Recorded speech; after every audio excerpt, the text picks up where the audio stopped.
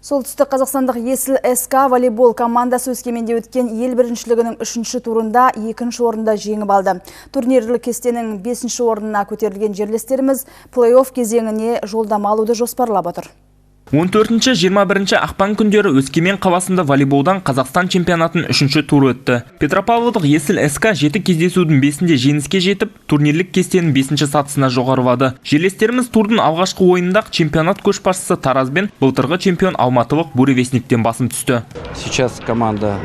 Қазір команда турнирлік кестенің 5-ші орнында тұр. 4-ші орында тұрған Буревестник командасынан 2 ұпайға ғана қалып тұрмыз. Біздің ізімізді ала Алтай мен Ұшқын Көкшетау командалары келе жатыр. Жалпы плей-офф кезеңіне іліну үшін қызу тартыс жүріп жатыр. Команда қазір бабында.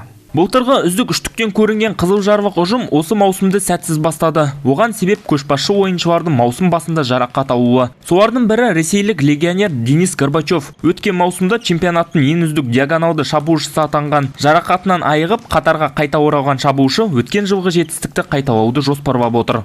Тур прошел хорошо. Тур сәтті өтті. Дегенмен әттеген ай дейтін сәттерде жоқ емес. Мысалы, біз 2-ші жылы жеңе алмай келе жатқан Маңғыстау командасымен жақсы ойнағымыз келді. Есесіне чемпионат көшбасшыларынан басым түскендігіміз бізге жақсы серпін берді. Ұжымымыздағы әр адам жақсы нәтиже үшін барын салып бағуда. Былтырғы жетістіктен асып түсе алатынымызға сенемін. Ұжымның негізгі құрамындағы ойыншылардың басым бөлігі Солтүстік Қазақстан волейбол мектебінің түлектері. Солардың бірі Сәкен Қайырғалиев. Қазіргі таңда Қазақстан жастар құрамасына шақырту алған. Атырау командасымен ойын өте қиын болды. Тараз командамен ойнағанда қиыншылықтар болды, бірақ командамен бірігіп, ол қиыншылықтардан өтіп, сол ойынды ұттық.